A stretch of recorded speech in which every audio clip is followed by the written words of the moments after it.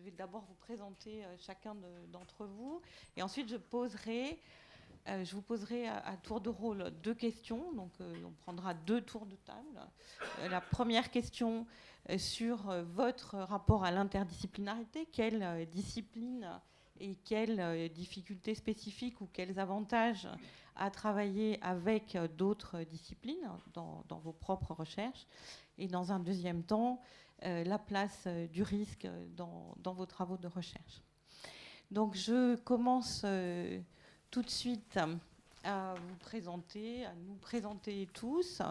Donc, Frédéric Keck, qui est philosophe d'origine et anthropologue aujourd'hui, chercheur au laboratoire d'anthropologie sociale du Collège de France et directeur du département de la recherche au musée du Quai Branly, qui travaillait d'abord sur l'histoire de l'anthropologie et ensuite sur les questions biopolitiques contemporaines, notamment avec un ouvrage intitulé Un monde grippé, dont je pense que tu nous parleras, et Des hommes malades des animaux, paru en 2012. Sylvie Taussig est chercheuse au CNRS, normalienne, agrégée de lettres et docteur en lettres, et travaille sur deux domaines de recherche et deux époques liées par le thème général d'une interrogation sur les processus de sécularisation ou de sortie de la religion. Travaille sur Pierre Gassendi au XVIIe siècle et le milieu des libertins érudits, l'articulation entre religion, politique et savoir, et l'évolution du fait religieux aujourd'hui, en particulier l'islam, avec un groupe de travail fondé en 2011. Francis Chateau-Renaud, sociologue, directeur d'études à l'École des hautes études en sciences sociales, où vous dirigez le groupe de sociologie pragmatique et réflexive, à l'origine du concept de lanceur d'alerte. Vous avez notamment publié Les sombres précurseurs, une sociologie pragmatique de l'alerte et du risque, avec Didier Torny, puis Argumenté dans un champ de force, et un livre d'entretien avec Marie-Angèle Hermite, Le droit saisi au vif. Et vous êtes par ailleurs co-concepteur de sociologie numérique avec notamment le développement de logiciels Prospero et Marlov. Et vous allez nous parler sûrement des enjeux, des controverses et des enjeux sur le nucléaire, les biotechnologies, les pesticides et le changement climatique. Peut-être pas de tout ça, mais vous allez nous donner... Ensuite, je donnerai la parole à Raphaël Nolez-Goldbach, qui travaille à l'École normale supérieure et au CNRS à Jourdan et à Dauphine, et qui enseigne le droit international, le droit pénal international, et qui travaille plus précisément aujourd'hui sur le droit international pénal et la justice pénale internationale, et qui, me dit-elle, collabore à la défense de Radovan Karadzic devant le tribunal pénal international pour son procès en appel. Et enfin, je donnerai la parole à Jean-Pierre Dupuis, professeur émérite en philosophie sociale et politique à l'École polytechnique et professeur de sciences politiques à Stanford, membre de l'Académie française de technologie et du Conseil général des mines, et qui est responsable d'un comité d'éthique pour l'autorité française sur la sécurité nucléaire. Pardon, je vous ai envoyé en anglais, donc je traduis, ça n'est pas grave. Non, c'est l'autorité de sûreté nucléaire. Ah, excusez-moi. La commission d'éthique de l'autorité de sûreté nucléaire, en fait, son centre de recherche. Merci. Pardon, merci beaucoup. Non, pas de problème. Et donc moi-même, je suis sociologue et anthropologue, et je travaille ici à l'École normale au centre Maurice Halbwachs, notamment depuis quelques années sur les décisions collégiales prises au nom de patients âgés souffrant de troubles de type Alzheimer, puis de patients de la psychiatrie. Et c'est à ce titre que je me suis intéressée à la perception différentielle des dangers. Donc je commence tout de suite avec Frédéric et je vous pose à chacun, et donc on n'a pas énormément de temps, donc il faut répondre relativement rapidement, la question de l'interdisciplinarité. Avec quelle discipline nous travaillons, tu travailles, et qu'est-ce que ça pose comme question et qu'est-ce que ça apporte comme intérêt? Merci Florence. Donc effectivement, comme tu l'as mentionné, mes travaux actuels se situent dans l'anthropologie sociale, mais ils se sont construits, disons, dans un rapport avec la philosophie et la biologie. Alors d'abord avec la philosophie, puisque nous avons eu ici, avec Frédéric Worms et Jean-Pierre Dupuis, un groupe de recherche sur la distinction entre risque et catastrophe, avec l'hypothèse que nous sommes rentrés dans le temps des catastrophes et que du coup nos rationalités du risque sont en train de se transformer. Et nous avons beaucoup discuté des aspects à la fois moraux, politiques et métaphysiques de cette question de la catastrophe, avec notamment la question de savoir ce qui se passe quand on ne peut plus calculer les risques, mais qu'il faut anticiper des catastrophes imprévisibles. Donc un passage, disons, de la prévention à la préparation. En anglais, preparedness, qui correspond à tout un ensemble de techniques de simulation, de sentinelles, de stockage aussi. Et une des ressources pour ça, dans le travail que nous avons mené ensemble, c'était la discussion qui a eu lieu entre Henri Bergson et Lucien Lévy-Bruhl en 1932 sur le problème de savoir comment est-ce que les sociétés primitives, qu'on appelait à ce moment-là primitives, faisaient pour gérer un risque quand ils n'avaient pas de calcul des probabilités. C'est la question, la mentalité primitive ignore le hasard, qui a été vraiment un gros point de discussion entre Lévy-Bruhl et Bergson.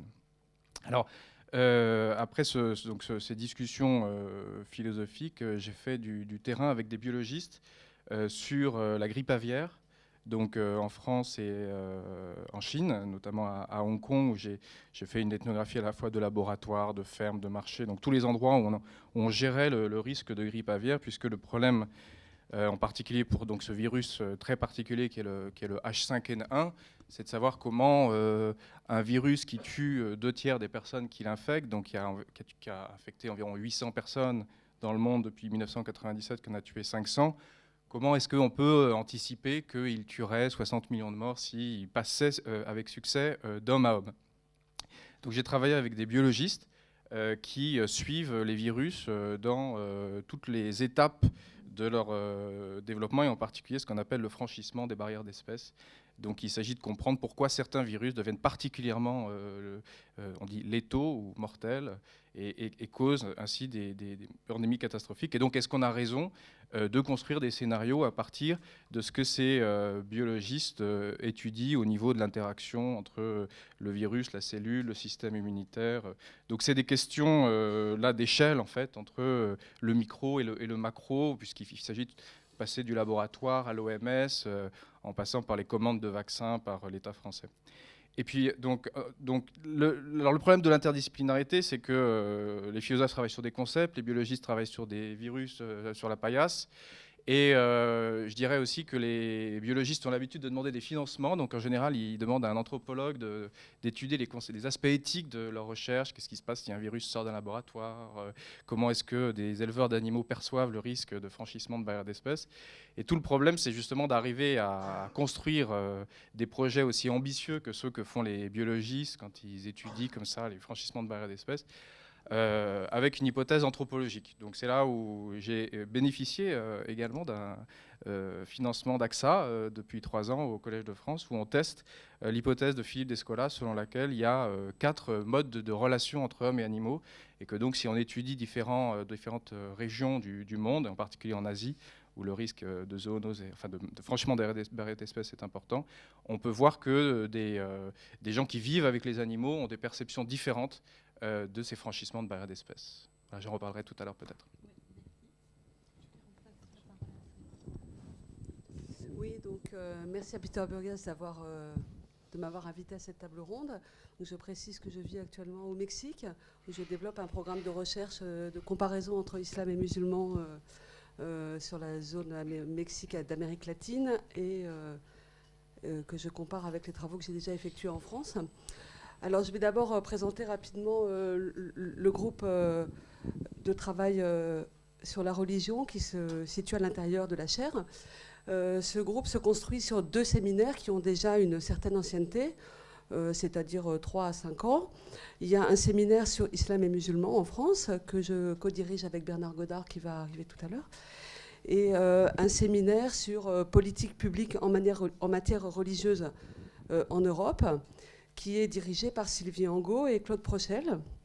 Ces deux séminaires s'organisant sur un semestre pour le premier, le second semestre pour le deuxième.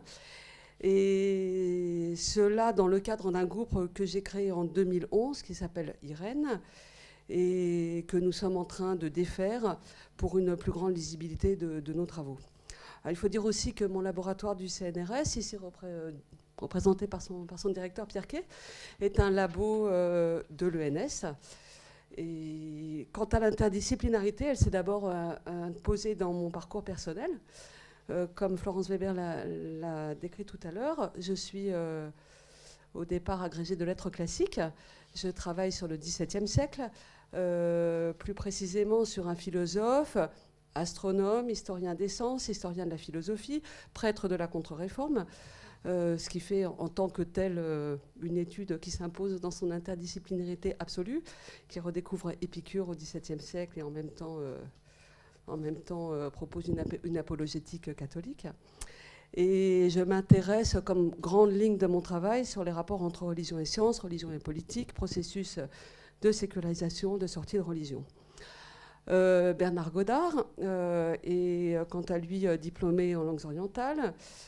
Il est aussi diplômé en sociologie et par ailleurs il a été pendant très longtemps fonctionnaire au bureau des cultes, et donc la particularité du groupe de travail que j'ai créé, c'est l'articulation entre le monde académique, le monde universitaire et ce qu'on appelle la société civile.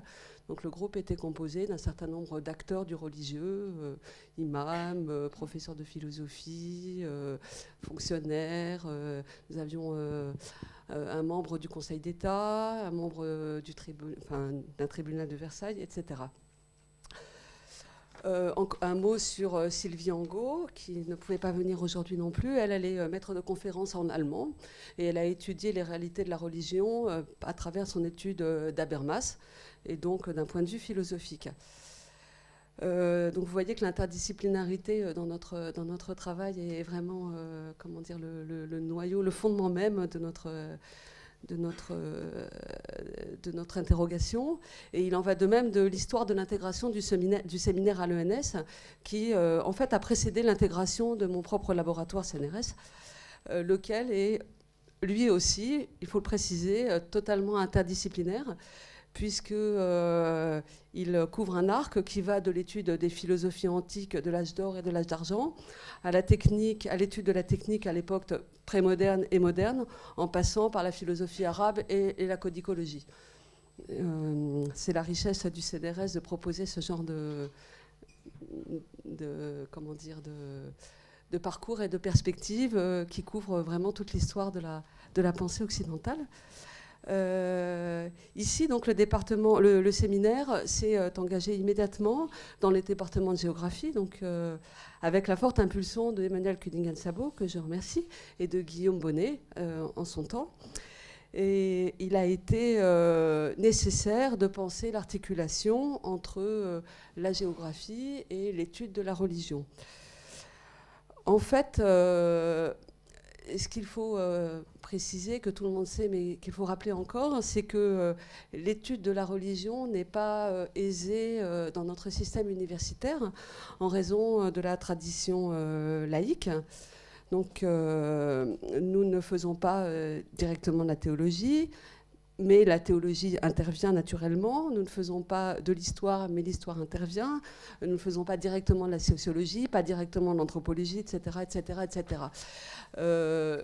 Comme Marc Mézard l'a précisé tout à l'heure, la géographie est en ce moment en pleine réélaboration de ces champs d'activité, ce qui fait que Emmanuel Cunningham-Sabot a proposé que nous inscrivions dans ce département plutôt naturellement que dans le département d'études arabes, parce que notre approche de l'islam en particulier n'est pas de le déconnecter des mondes arabes, bien évidemment, mais d'essayer de chercher des spécificités à l'islam tel qu'il est pratiqué, pensé, réinventé en contexte non musulmans. Alors je mets des guillemets, autant de guillemets que vous voulez. Et c'est aussi pourquoi je suis partie au Mexique, pour voir comment est-ce qu'on pouvait penser un islam occidental. Alors je ne l'emploie pas dans les termes de Saïd, bien évidemment, mais je veux dire par là, dans des pays démocratiques, laïques, de tradition chrétienne, pour le faire vite. Et donc c'est pour ça que nous avons appelé le groupe Réassurance confessionnelle et sécurité religieuse. L'interdisciplinarité s'impose donc en raison de cette tradition laïque qui fait que l'objet n'appartient pas à un département ou une discipline précise. Et par ailleurs, ce sont, je pense comme chacun de nous va le dire, ce sont des objets qui sont en évolution permanente, et qui impose donc une méthode qui se réinvente chaque fois. Et pour le coup, les regards croisés de tous les collègues et toutes les disciplines sont absolument nécessaires, de même que la méthode comparatiste et le travail de comparaison. Cela se voit particulièrement dans le travail que je réalise sur l'Amérique latine, auquel s'est associé notre collègue Karim Ifrak, qui est islamologue et historien des textes et codicologue. Voilà. Je précise que le séminaire que nous avons monté donc depuis 3 ans ici et depuis cette année organisé en partenariat avec un département, avec une chaire de la laïcité qui est ouverte à la faculté de droit de l'UNAM, donc la grande université mexicaine, et que normalement ce séminaire devrait aussi trouver une résonance avec l'université catholique de Lima. Voilà, donc l'interdisciplinarité et le caractère international est déjà présent dans ce qu'on essaye de mettre en place. Voilà, je pense que... Merci, merci de cette invitation. Du coup, ça m'a amené effectivement à réfléchir un peu à une longue expérience d'échange avec des collègues, et je me rends compte que j'ai travaillé effectivement avec beaucoup de disciplines, mais qu'il y a plusieurs formes d'interdisciplinarité du coup dont je pourrais parler. Donc malheureusement, je ne vais pas être très long, je vais essayer de condenser tout ça. Il se trouve qu'à l'école des hautes études en sciences sociales, c'est normalement un des principes fondateurs de la maison que de provoquer des échanges permanents entre les disciplines, en tout cas des sciences sociales déjà. Et c'est vrai qu'on a beaucoup d'expériences. Donc je pourrais, rien que là-dessus, je pourrais donner plein d'exemples et surtout faire émerger à la fois des expériences positives, c'est-à-dire de ce qui, à mon avis, fait partie des contraintes à satisfaire pour que ça marche, et puis en même temps des expériences, on va dire, plus décevantes, parce qu'il y a des problèmes de l'interdisciplinarité qu'il ne faut peut-être pas mettre sous le tapis. C'est-à-dire qu'effectivement, il y a des luttes pour l'hégémonie, quoi. Enfin, on ne connaît pas de monde où ça n'existe pas. Je pense qu'il faut quand même de temps en temps le rappeler. Et quand ça surgit dans un échange interdisciplinaire, il faut apprendre à gérer. Donc on n'est pas outillé pour ça. Enfin, voilà. Donc là, il se trouve qu'à l'école, j'ai notamment dirigé ces dernières années, pour partir du plus récent, un programme de recherche interdisciplinaire, donc un PRI, puisqu'il y a un certain nombre de programmes comme ça, qui s'appelait Des communautés internationales au pluriel et des risques. Vous voyez, on n'est pas très loin. Dans lesquels il y avait toutes les disciplines de l'école. Histoire des sciences en particulier, anthropologie, sociologie, droit, etc. Économie, avec notamment Jean-Charles Orcade sur les questions climatiques. Et ce PRI s'est lancé dans des aventures un peu conceptuelles et intellectuelles et a produit des recherches assez originales. On s'est beaucoup déplacé en quelques années. Ce qui fait que maintenant, je suis la pollution du Rio Doce au Brésil à cause de ça. C'est assez bizarre. Je me retrouve à faire du terrain au Brésil. Bon, je connais le Brésil, mais je n'étais pas destiné à aller là-bas. J'avais plus un plan pour la partie orientale, enfin, etc. Je me retrouve au Brésil. Parce que, justement, la construction des objets a beaucoup... Donc, pour moi, l'expérience de l'interdisciplinarité, c'était l'invention d'objets nouveaux, leur déplacement et la façon de les prendre, qui était totalement impensable dans les cadres, disons, canoniques de la sociologie, à tel point que encore aujourd'hui, quand je vais à l'Association française de sociologie, il y a des gens qui découvrent que je suis sociologue, tellement j'ai circulé dans des sphères éloignées.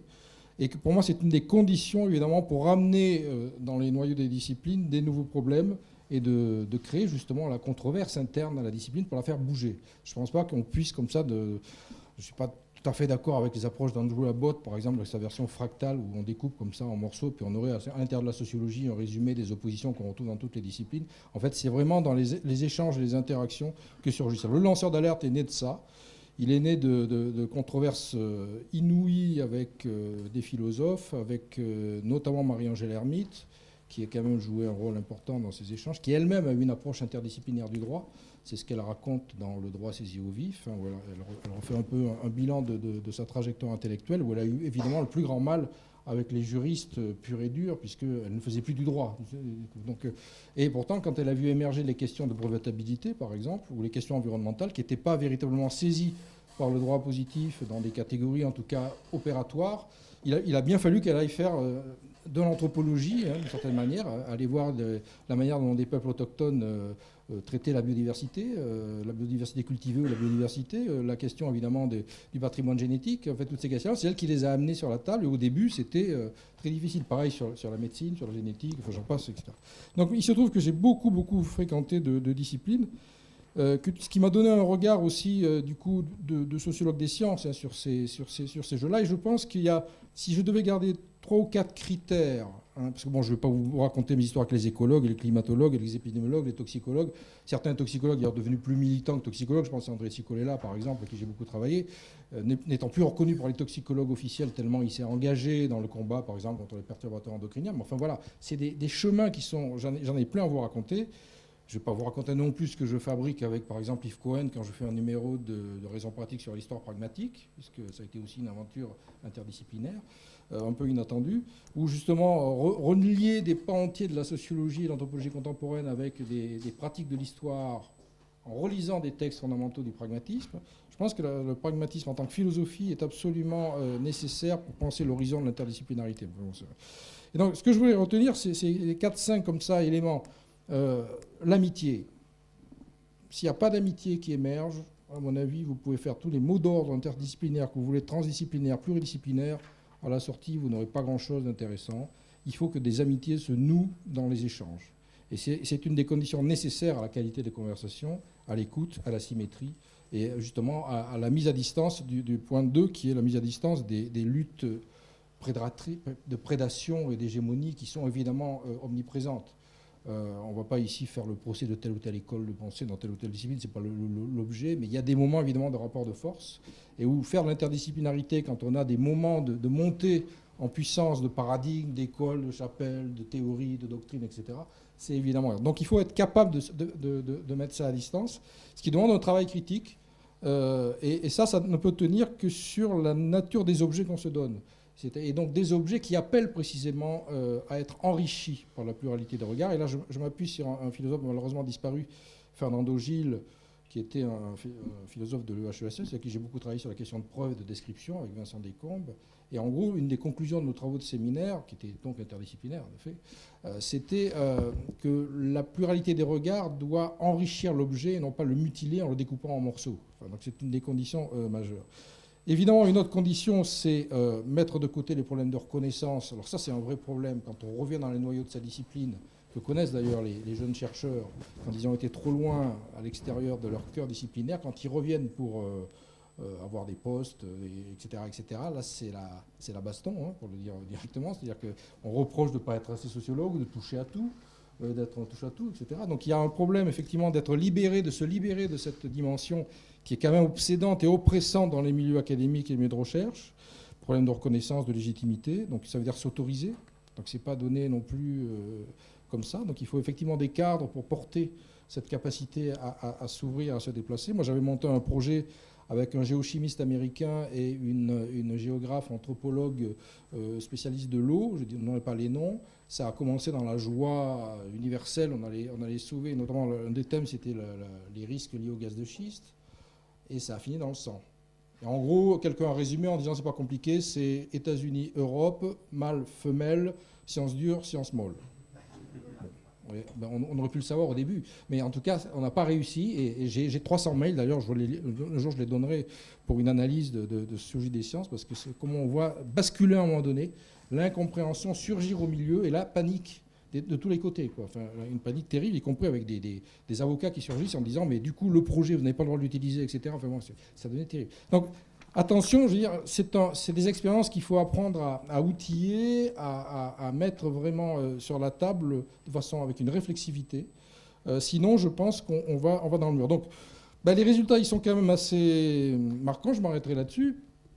J'ai aussi, dans mes expériences interdisciplinaires, domestiqué, entre guillemets, des informaticiens depuis maintenant longtemps. Donc on a créé des intelligences artificielles, alors qu'on appelle maintenant des contre-intelligences artificielles. Donc leur mission, c'est d'aller habiter les intelligences artificielles de Google, machin, etc., si elles commencent à devenir un peu trop invasives. Ça devrait plaire à Jean-Pierre Dupuis, c'est-à-dire que c'est des résistants, on est en train de programmer des résistants contre un risque d'emprise de ces machineries. Donc vous allez voir Marlowe tous les soirs sa chronique, hein, il l'a fait tout seul avec sa machine, chronique de l'actualité du monde. Il parle beaucoup de risques d'ailleurs.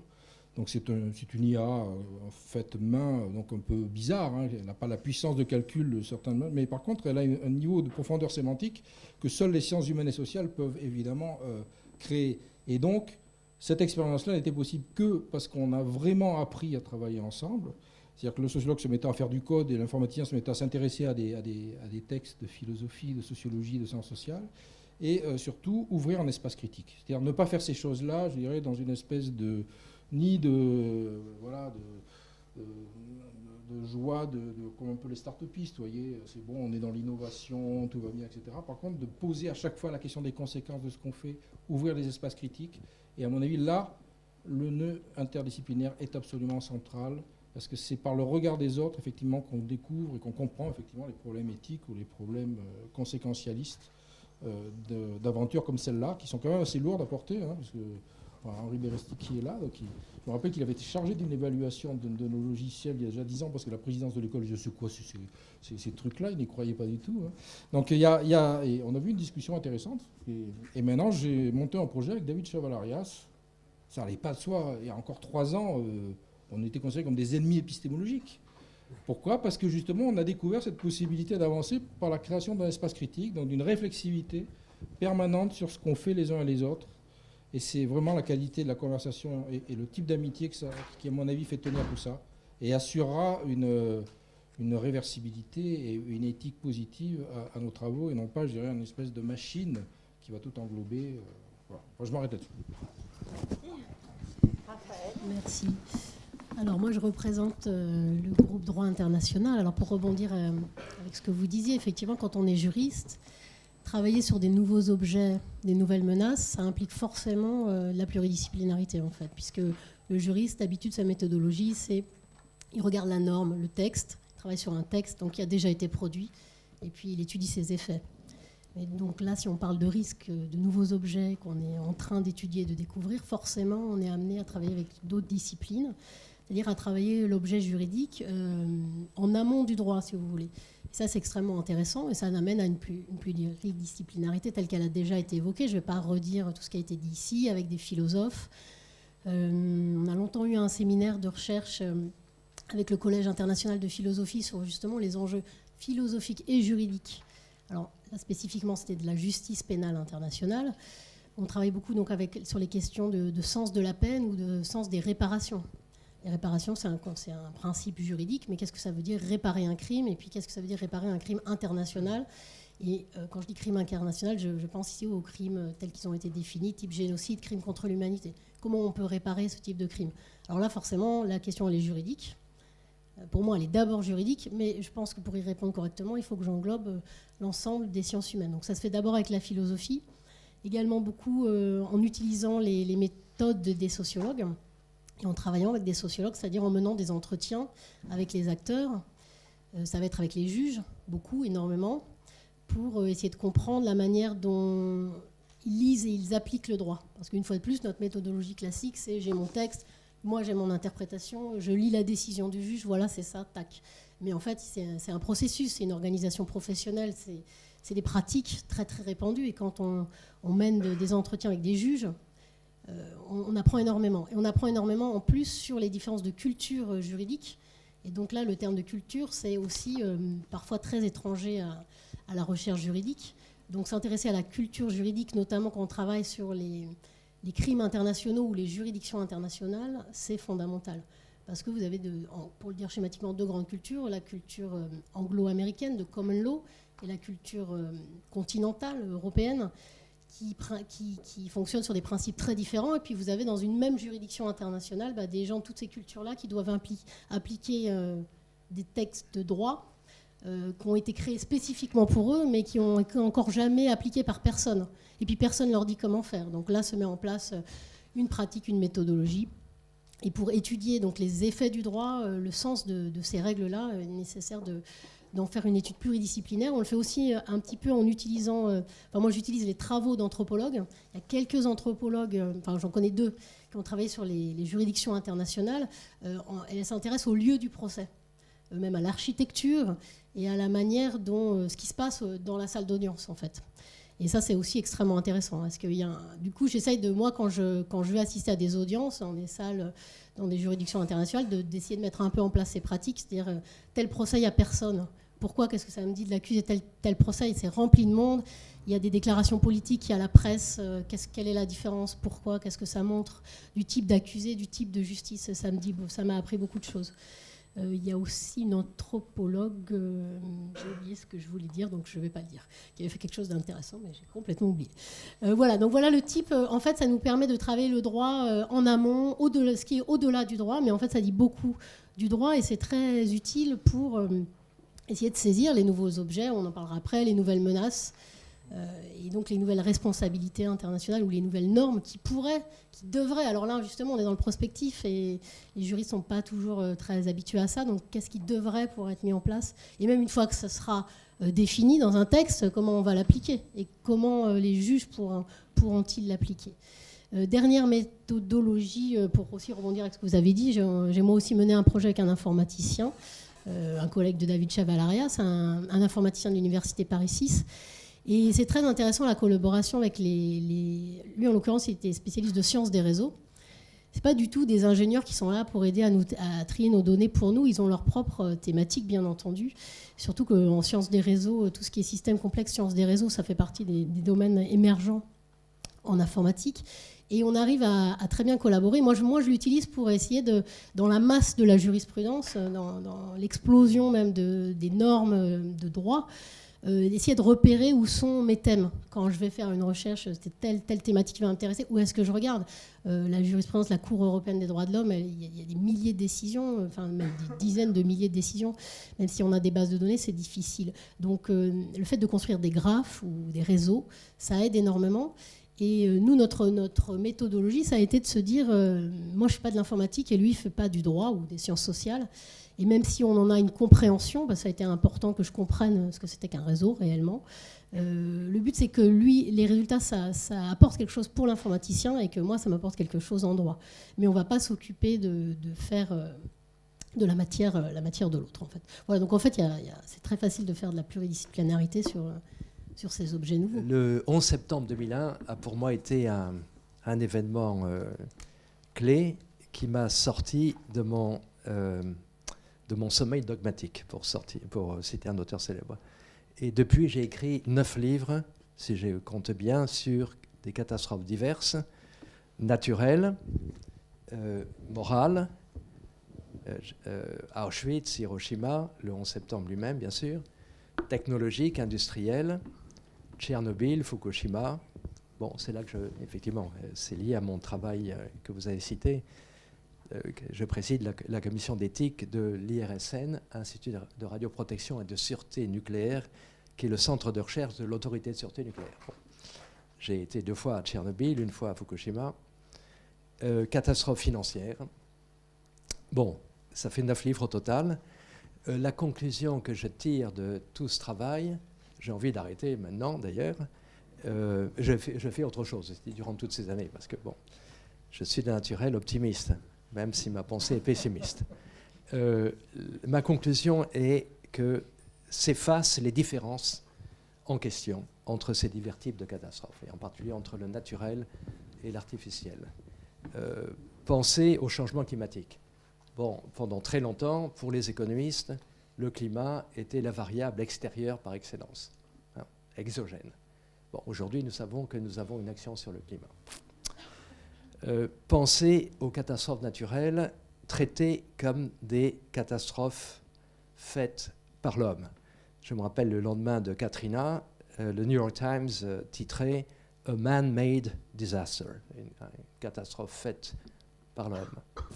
Pensez à l'inverse aux catastrophes morales traitées comme allant au-delà des intentions des acteurs et presque comme des catastrophes naturelles. Prenez le mot Shoah, qui signifie en hébreu, dans la Bible, uniquement catastrophe naturelle. Et même raz-de-marée, tsunami, disons. Pensez à Hiroshima, traité, comme l'a bien montré le philosophe allemand Günther Anders, traité par les survivants comme, je cite, un tsunami. Un de mes livres s'appelle « Petite métaphysique des tsunamis », et tsunami inclut donc aussi bien le tsunami de décembre 2005, ou 4 plutôt, 4, que Hiroshima ou Auschwitz. D'ailleurs, le mot « risque », qui est dans le titre de votre chaire, dit cela de manière magnifique, même si peu de gens connaissent l'étymologie du mot « risque ». L'étymologie du mot « risque » est complètement disputée entre deux versions très différentes. La première, c'est que risque viendrait du bas latin, c'est-à-dire du latin de cuisine risico, ce qui coupe, c'est-à-dire l'écueil, le récif, et ça se réfère bien sûr aux catastrophes naturelles d'un navire chargé de marchandises qui échoue sur un écueil. Mais les étymologistes, ils ne sont pas d'accord entre eux, et d'autres prétendent que le mot risque vient par l'inversion de consonnes qui est très courante. Hein. Bon, par exemple, moustique, teke, en portugais, en anglais aussi, c'est mosquito. Bon, que te. Alors, le mot risque viendrait de rixare, qui a donné en français le mot rix, c'est-à-dire la bataille, la querelle. Donc, à la fois, l'étymologie double du mot risque mêle la catastrophe naturelle, l'écueil, et la catastrophe morale, la querelle qui mène à la guerre nucléaire, ce que vous voulez. Le mot risque, par ailleurs, me gêne un tout petit peu, mais enfin, je ne vais pas vous demander de changer le titre de votre chaire pour cela, car un risque, en principe, c'est quelque chose que l'on prend. Take en anglais. Bon, je sais bien qu'on dit aussi qu'on court un risque. Mais les risques dont il s'agit sont plutôt des événements type une pierre qui vous tombe sur la tête, hein, et le fait que vous ayez lancé cette pierre ne change rien en fait qu'elle vous tombe sur la tête. Bon, donc il y a un phénomène d'auto-extériorisation là qui est absolument fondamental. Bon, donc parfois ces risques sont en fait, pour la plupart des gens, des fatalités et non pas des risques qu'ils ont pris, bien évidemment. Bon, l'interdisciplinarité, par rapport à la question que je viens de traiter, traiter, c'est beaucoup dire, énoncer très rapidement. Je crois que pour traiter de ces questions, de toutes les catastrophes dont je parle et de leurs interactions et de leur confusion en quelque sorte, il faut au fond avoir, excusez-moi de mettre en avant, mais d'avoir parcouru un peu ce qu'a été mon parcours intellectuel des mathématiques et de la science jusqu'à la philosophie. Je crois qu'il faut être à la fois un scientifique, un ingénieur, un philosophe de la morale, un métaphysicien, au moins. Bon, ça fait beaucoup. Mais là, je rejoins un peu ce que disait Frédéric tout à l'heure. Alors, j'ai prévu 4 exemples, mais peut-être qu'il vaut mieux que j'en parle plus tard. Ça dépend quelle est votre seconde question, étant donné qu'il est déjà très tard. Alors, pour illustrer ce que je viens de dire. On se demandait justement, la seconde question, c'était la question du risque. Et de fait, tout le monde, ou à peu près, a évoqué la question du risque avant même la question de l'interdisciplinarité, puisque la première question était celle de l'interdisciplinarité. Donc je suggère que vous finissiez sur vos exemples, et puis ensuite, risque, voilà. Ceux qui n'ont pas dit tout ce qu'ils souhaitaient dire reprendront. Bon. Donc, mes 4 exemples, d'abord, c'est des exemples sur lesquels j'ai travaillé, et ils ont pour but d'illustrer cette nécessité de l'interdisciplinarité, des connaissances scientifiques et techniques, jusqu'à la philosophie, voire la métaphysique. Bon, alors, je vous cite, mais ça va aller vite, ne vous en faites pas. La question des accidents nucléaires, nucléaires civils, la question des déchets nucléaires, la question de la guerre nucléaire, et la question du changement climatique. Alors, je vais aller vite. La question du nucléaire civil, des accidents nucléaires. Et là, si on avait du temps, il faudrait parler technique et science, la différence scientifique et technique entre Tchernobyl et Fukushima. Ce n'était pas du tout le même genre de réacteur, ce n'était pas du tout le même genre de contexte économique et social, et politique surtout. Mais puisqu'il faut serrer mon sujet, je vais parler de la question des faibles doses, des débats sur la question des faibles doses de radioactivité. Bon, le scandale pour ce qui est de Tchernobyl, c'est le nombre de morts, bien évidemment, mais c'est surtout l'incertitude, voire l'indétermination. Oui, vous avez beaucoup parlé d'incertitude tous. Je fais une petite remarque. Je crois que bien souvent, il ne s'agit pas d'incertitude, mais d'indétermination. Ce n'est pas du tout la même chose, puisque l'incertitude, c'est l'épistémologie. Et l'indétermination, dont je vous rappelle le mot allemand, c'est Unbestimmtheit, que nous traduisons par principe d'incertitude, Heisenberg, etc., il faudrait traduire par le principe d'indétermination, Unbestimmtheit.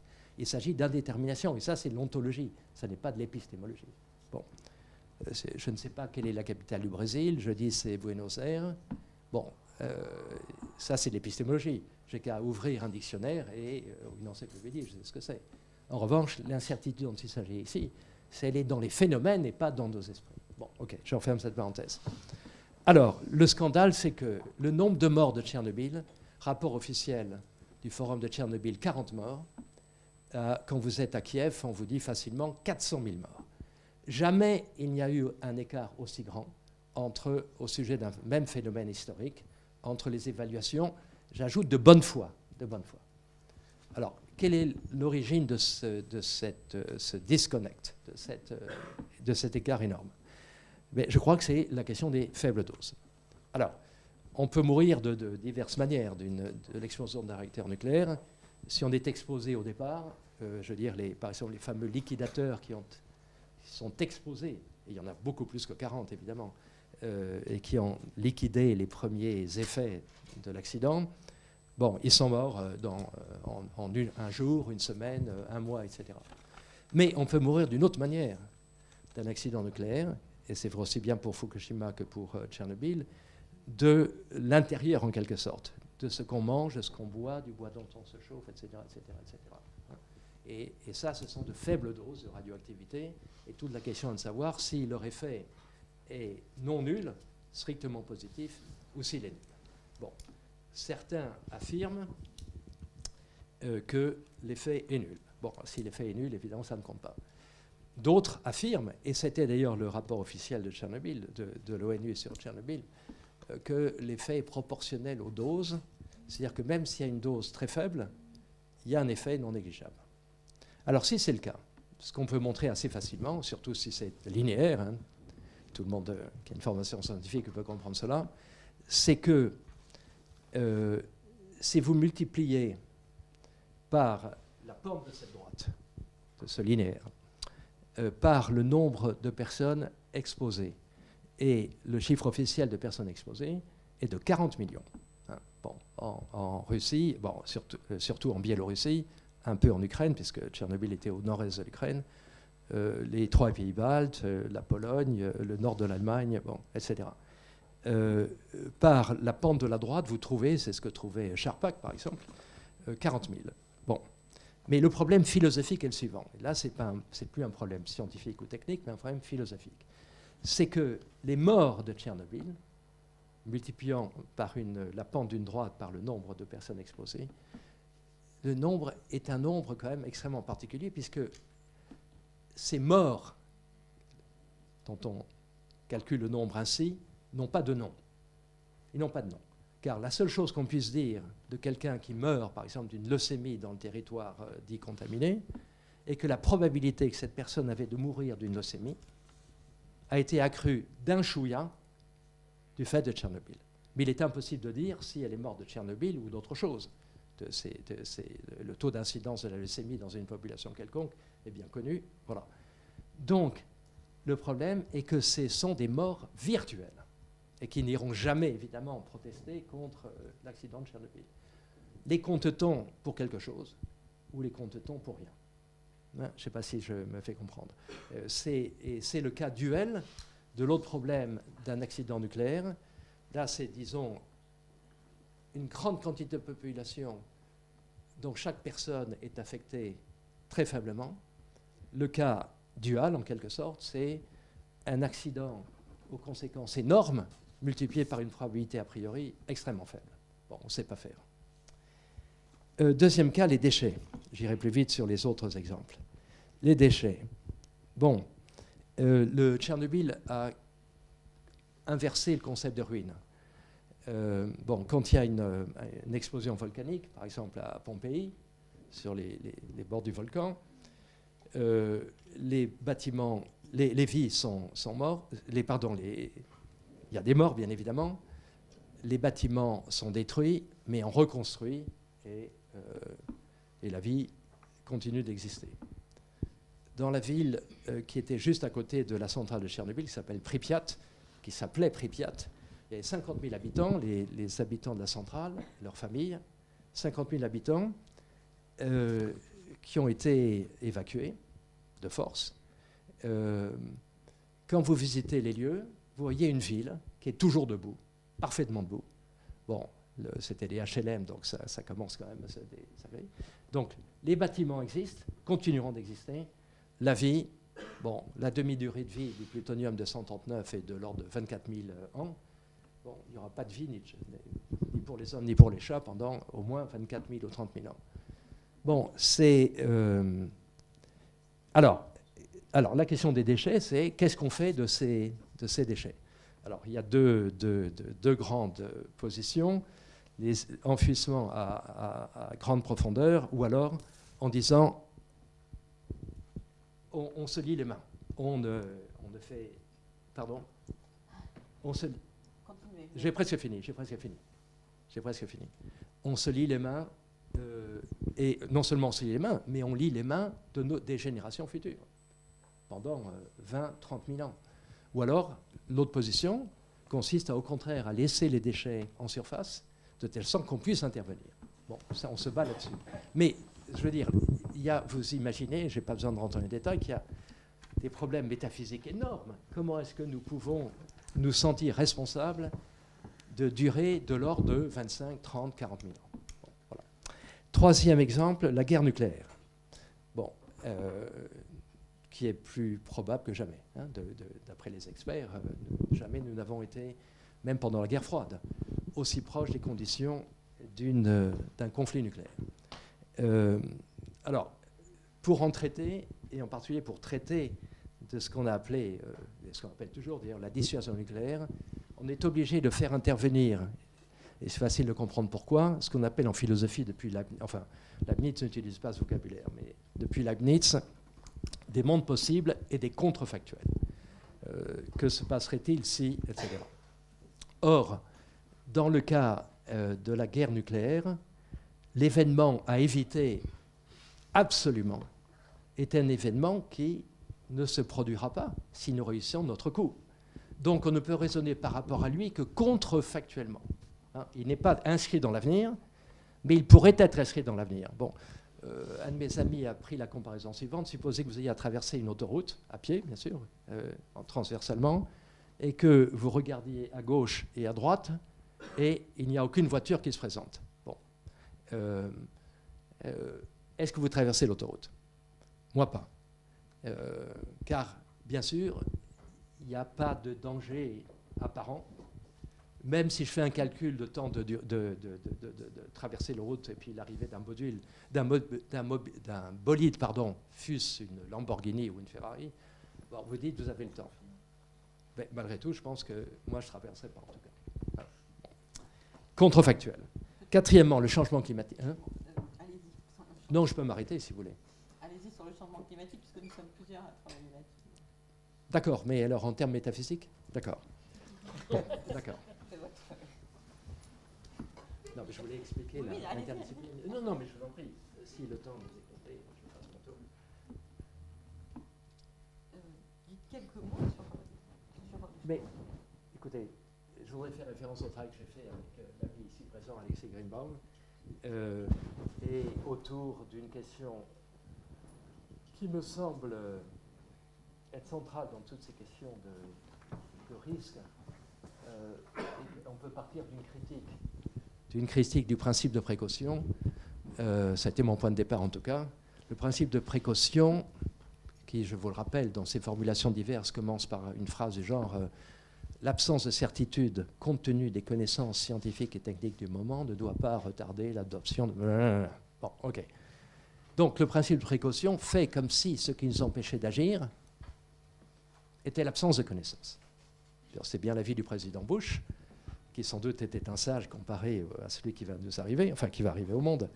On ne sait pas, à l'époque on ne savait pas si l'augmentation de température probable à la fin du siècle, c'est-à-dire l'an 2000, était de 2 degrés ou de 4 ou 5 degrés. Attendez, excusez-moi, si je parle trop, vous me le dites, mais oui. Vous savez que c'est gênant d'avoir quelqu'un qui vous dit... C'est ma faute, en fait, c'est que je dois partir. Ah, bon, alors je te parle. Bon, peut-être qu'on passe à parole à Frédéric. Mais non, voilà, excusez-moi. Non, je suis confus d'accélérer les choses, mais je voulais juste donner quelques résultats, puisque j'ai parlé un peu des principes de l'interdisciplinarité, donc on est là aussi pour parler des résultats, et Jean-Pierre Dupuis a montré ce que ça donne pour le nucléaire.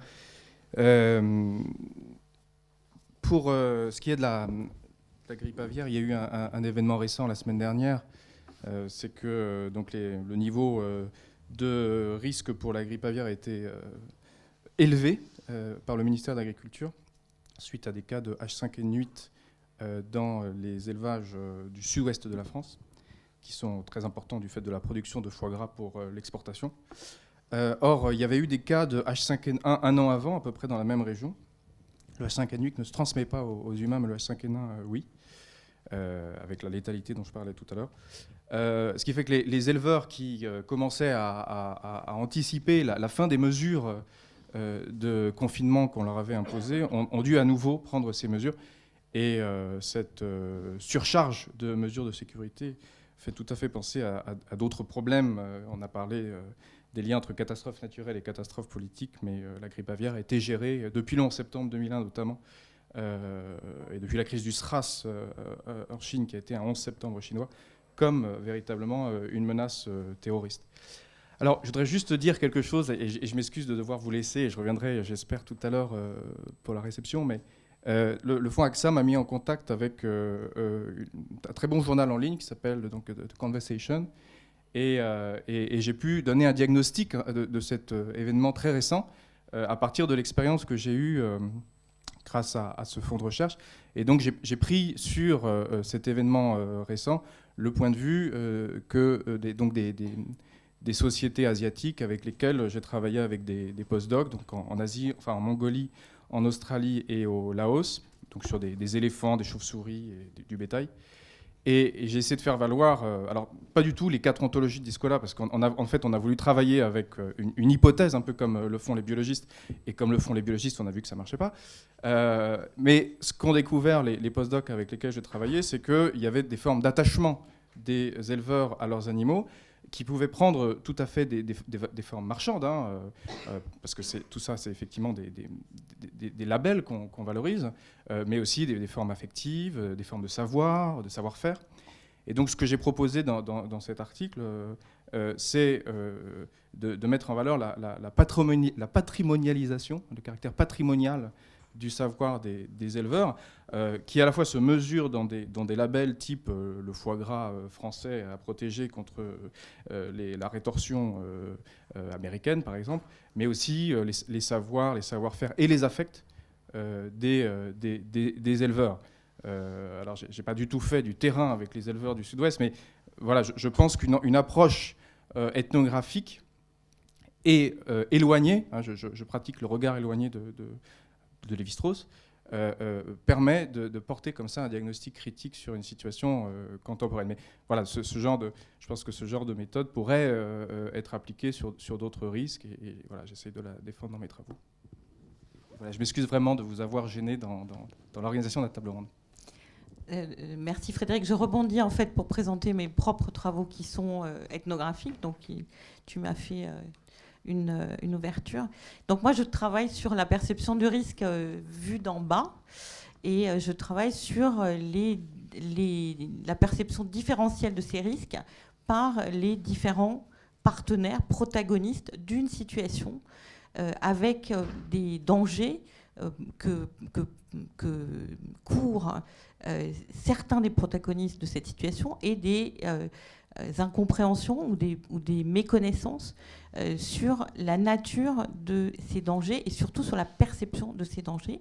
Donc c'est une démarche à la fois ethnographique et relativement modélisatrice, puisque ça part de postulats de l'ethnographie interactionniste et schismogénétique, pour dire rapidement, c'est-à-dire que on se demande, en observant une situation donnée, qui définit le niveau de danger acceptable pour, donc j'ai travaillé sur des personnes Alzheimer et des patients de la psychiatrie, le niveau de danger acceptable pour la personne elle-même, et qui en juge, qui est capable d'en juger, le niveau de danger acceptable pour les proches de cette personne, pour les professionnels qui s'occupent de cette personne et pour l'ordre public. Et cet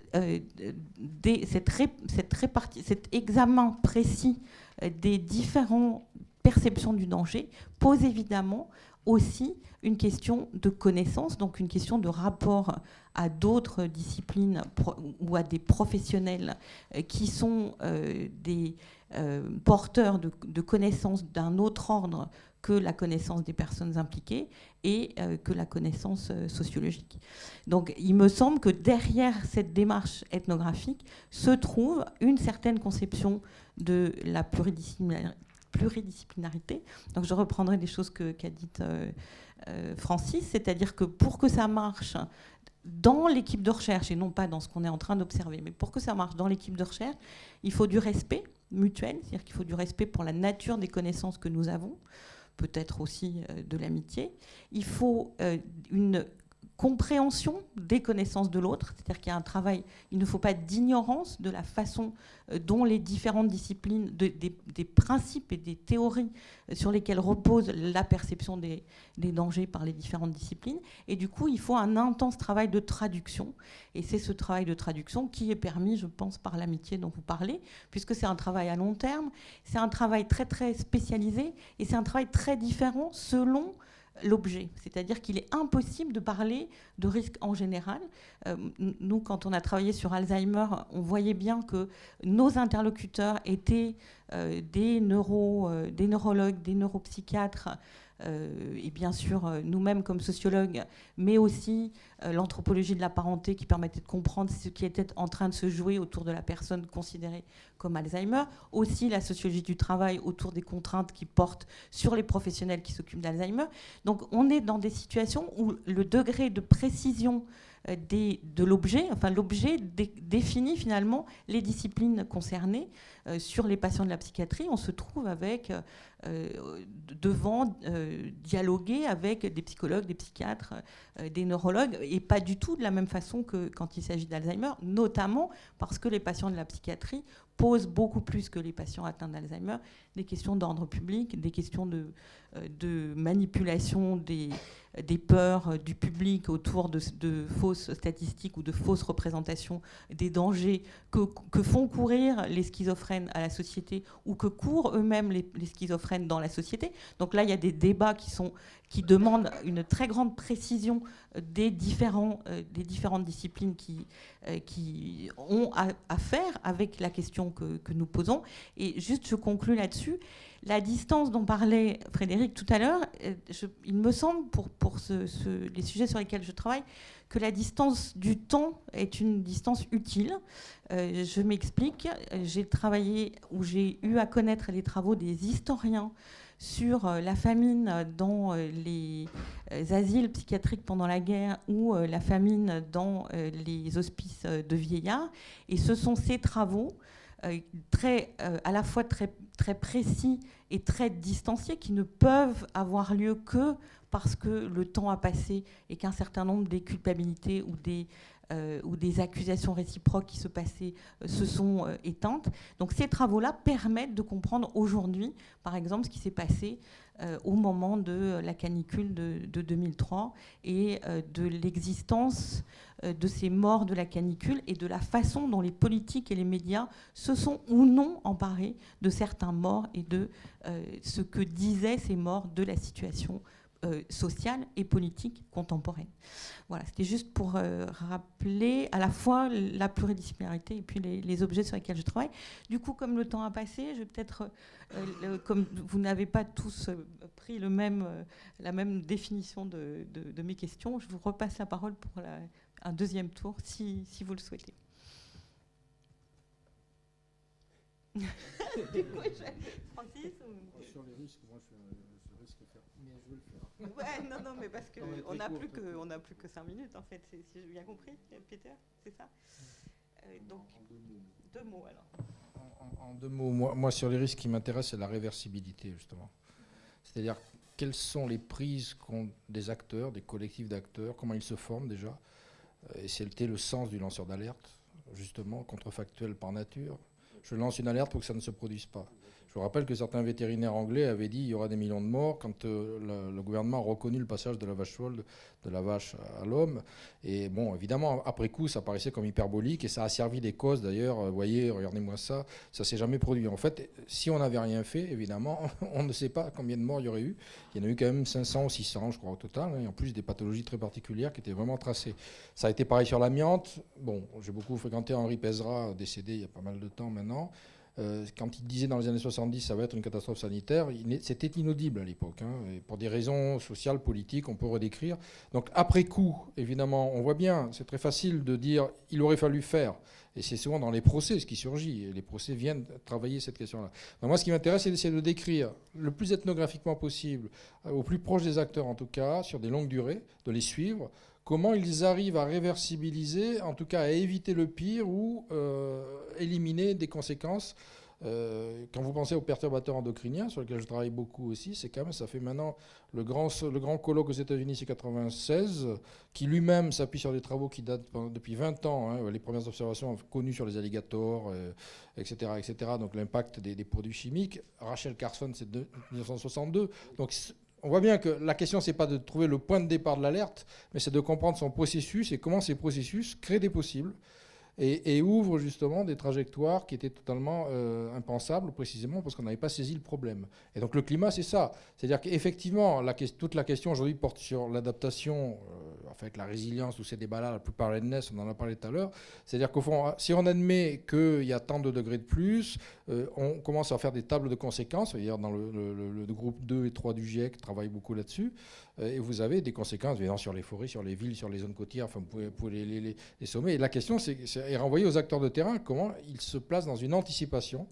Et là, ça croise des questions qui m'intéressent beaucoup. De quelle perspective se donnent les acteurs? Comment, alors, je sais, il y a toujours une tension entre eux. Et Jean-Pierre Dupuy a une très belle formule, le futur nous regarde. Donc si on prend le point de vue du futur et qu'effectivement on prend le vue du pire, c'est le cas un peu des propos de ce que j'appelle les prédicateurs de l'Anthropocène, pour me moquer un petit peu. Mais bon, c'est pas méchant, c'est dans un chapitre d'un bouquin qui arrive, c'est pas méchant. C'est-à-dire qu'au force de prendre un concept comme ça et de le faire tourner, on a l'impression qu'on ne laisse plus aucune chance à toutes ces possibles, ces trajectoires qui naissent de tous ces petits actes qui peut être l'acte d'un lanceur d'alerte isolé à un moment donné, d'un groupe, d'une ONG, d'un réseau de scientifiques, de journalistes, d'un mouvement politique, qui fait qu'à un moment donné, un mouvement quand même est pris. Et il y a toujours des victimes, il y a toujours des choses, et effectivement, il y a toujours des controverses. Donc on ne peut pas penser l'alerte sans penser la controverse. Et pour moi, le risque, en fait, c'est un des objets que se balancent les acteurs dans ces processus. C'est-à-dire que je n'ai pas de théorie des risques, à part les définitions basiques qu'on peut trouver, au-delà de l'étymologie, sur l'occurrence, la probabilité d'occurrence d'un événement, dans un espace de calcul. Et effectivement, l'incertitude, ce qu'a rajouté l'incertitude, c'est qu'on ne sait pas forcément calculer. Et l'indétermination, je suis d'accord, c'est encore autre chose. Tout simplement, le futur n'est pas déterminé. Et des acteurs prétendent le déterminer. Et ce qui est intéressant, c'est en tant que sociologue d'essayer de comprendre comment tous ces processus nous disent des choses sur notre culture politique et scientifique à un moment donné du temps. Qu'est-ce qu'on est capable de construire collectivement comme trajectoire. Et pour moi, le principe de précaution est un moment important qui est obligé à penser quand même la question de l'action politique en situation de dispute scientifique. Et obliger le politique à prendre ses responsabilités. Et ça a mal tourné, effectivement, pour des raisons idiotes. C'est que le politique a interprété le principe de précaution comme un principe d'interdiction. Ce qui fait qu'aujourd'hui, on a des propositions politiques sur la table, là, on va supprimer le principe de précaution, alors qu'il a été mis dans la charte de l'environnement, à ma connaissance, par un gouvernement de droite, puisque c'est Jacques Chirac qui l'avait En revenant à Johannesburg, il avait dit qu'il faut faire quelque chose. Et la France est le premier pays à avoir fait une charte de l'environnement qui, non seulement nous permettrait normalement de ne pas respirer de particules fines, enfin bon, c'est un détail, donc c'est pas complètement réussi, mais qui met le principe de précaution comme un principe. Moi, j'avais été auditionné, parce qu'ici, le MEDEF notamment était, alors je sais pas ce qu'en pense AXA, Fonds Recherche, mais en tout cas, c'était l'angoisse. On ouvre la porte à tous les prophètes de malheur parce que précisément on met le principe de précaution dans la Constitution. Et ça, c'est pas du tout passé comme ça. C'est-à-dire qu'il n'y a pas eu d'accumulation de prophéties de malheur. Et voilà. Bon, de toute façon, je pense que nous devons nous arrêter ici. Donc, je remarque que nous avons beaucoup de choses à nous dire et que nous avons beaucoup de choses à faire ensemble. Et donc, je vous laisse la parole. Merci beaucoup déjà pour ces échanges très intéressants. Si vous ne le savez pas, ça ressemble à un colloque sur l'assurance, mais c'est un mot que personne n'a encore prononcé. Donc moi, je suis ravie parce que je vais le prononcer à de nombreuses reprises et je pense que ça a beaucoup de liens avec... ce que j'avais préparé fait écho à beaucoup de choses qui ont été dites, donc j'espère que vous verrez vous-même les liens. Alors, personnellement, je me place dans une interdisciplinarité qui est un petit peu différente. C'est celle que je vis au quotidien à l'intérieur d'une entreprise, entre la macroéconomie et la compréhension sociale, et puis le marketing, l'actuariat, et puis des fonctions extrêmement, quotidiennes, opérationnelles d'un groupe d'assurance comme le nôtre. Donc, je voulais articuler mon propos sur votre futur travail, donc de ces 6 groupes de travail, et puis vos travaux précédents sur sécurité et confiance, autour de 3 grands axes. La première, c'est de parler de l'assurance comme le reflet d'un équilibre social, de voir ensuite comment l'assurance est le reflet d'un équilibre économique, et de vous partager quelques-unes des grandes questions, mais en fait assez éthiques, que nous nous posons chez AXA de manière, assez intense en ce moment. Donc si on prend l'assurance comme le reflet d'un équilibre social, une intuition donc développée, c'est qu'elle est à la fois cette assurance omniprésente mais invisible. Et qu'on a bien en tête que confiance et sécurité sont au fondement de la société, et que finalement notre métier d'assureur, c'est de donner une concrétude à la confiance dans la société, en lui donnant un objet, un prix, et d'en faire un service. Une intuition, c'est que l'État est probablement le plus grand des assureurs. Churchill disait qu'il aimerait écrire sur le fronton de toutes les maisons le mot d'assurance, et qu'en développant la sécurité sociale, les assurances collectives, il était en train de remplir pleinement sa mission donc d'État. On voit que l'assurance privée s'est développée en complément de ce que les États et l'assurance publique développaient.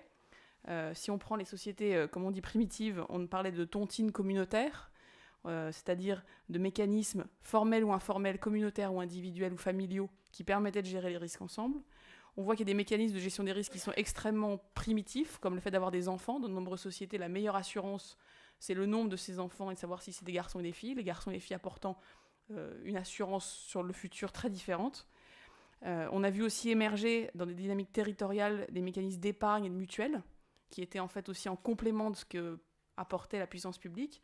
Et puis, à partir du 19e siècle, une assurance capitalisée, complexe, régulée, c'est-à-dire que l'État lui-même organise et institutionnalise cet apport de confiance dans la société, et ce qui nous amène aujourd'hui à un équilibre où on sent bien que ce qu'on assure dans les différents pays, dans les différents marchés, comme un groupe comme AXA qui est mondial, est extrêmement lié à une perception culturelle du risque.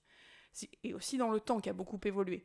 Un chevalier sur un champ de bataille, son plus grand honneur, c'est de mourir au combat. Quand on pense à nos sociétés, à ce qu'on vient de se dire sur le principe de précaution et le lanceur d'alerte, on se dit qu'on a fait un grand chemin de perception du risque sur qu'est-ce que nous, assureurs, on doit couvrir, avec quels risques les sociétés veulent vivre, quels risques elles veulent prévenir et quels risques elles veulent même éviter. Et on voit bien que, d'ailleurs, dans nos 64 pays d'opération, les produits qu'on distribue, la demande d'assurance est extrêmement variable, faisant bien le reflet que le risque et l'assurance sont le produit d'un choix culturel et potentiellement religieux, pour revenir à un point évoqué. Donc vraiment, voilà, l'État est le plus grand des assureurs, et nous, assureurs, on est un reflet d'équilibre social à un moment donné, puisque le risque et sa perception ont changé dans le temps. Une deuxième intuition, c'est de dire que l'assurance telle qu'elle est aujourd'hui est le reflet d'un équilibre économique. On a dit le risque ça se prend ou le risque ça nous tombe dessus. Une intuition qu'on a, c'est que notre métier c'est de gérer les risques, ou en tout cas gérer les manifestations des risques, pour permettre à d'autres d'en prendre.